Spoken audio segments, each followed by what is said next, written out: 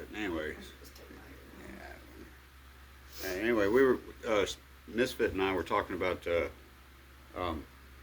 Divine Comedy, Dante. You know, and I've read that like 3 times. Okay, she got me the newer version, translated by Jane English, for Christmas one year, and it's awesome. It's like the best translation, Italian to. Yeah, it's easy to read. I mean, it's not easy for everybody to read, but Yeah. if you can read and you can, you know.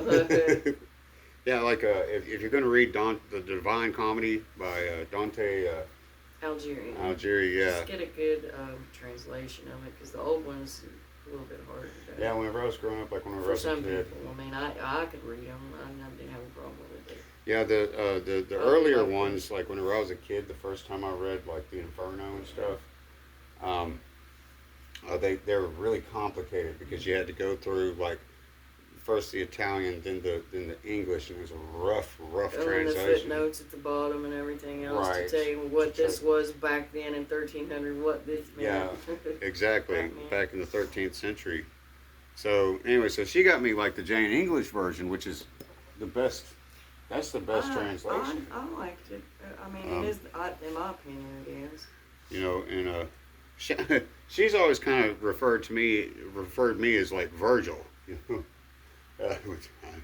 anyway, she knows me better than I do. So, what were we saying?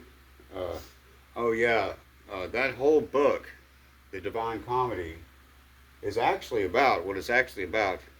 Is Dante, the novelist, the writer, was about the political corruption in Italy way back then in the 13th century. And he wrote that in a way, you know, the Inferno, Purgatory, and Paradisimo. Mm-hmm. Yeah, he wrote that to speak out against the Italian government and the corruption that was going on back then. And you said that they killed him. I mean, he did, and that's what's well known as the way he died. It's not, I don't think, the way his actual death. But, you know, they weren't going to come out and say they're the ones that got rid of him. Right. But right. Well, that's how the government works, you know. But then again, you know, and then what were we talking about after that is we'll look at the Holy Bible. Look what they did to Jesus Christ. You know, he spoke out against the government, and yeah, in a way, I guess. And performed some miracles, and they killed him for it. And then what happened? God showed up and split the throne in half. You know. So.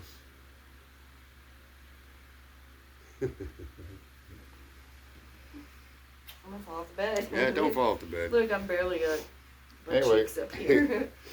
Some people call it anarchy, but it's like, no, that's not anarchy. That is anomy, you know.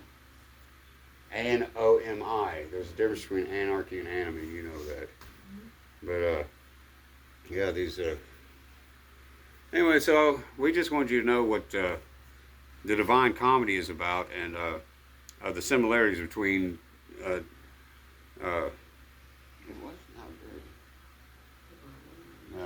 Between the Divine Comedy and the Holy Bible, and the major characters in that, you know.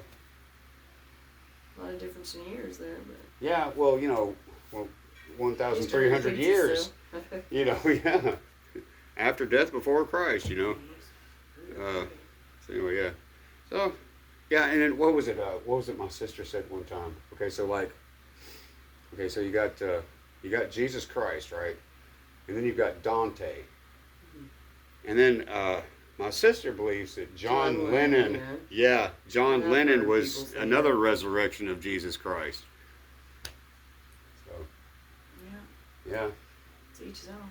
To each his own, yeah. It is what it is, huh? Yeah. Anyway, so there you go.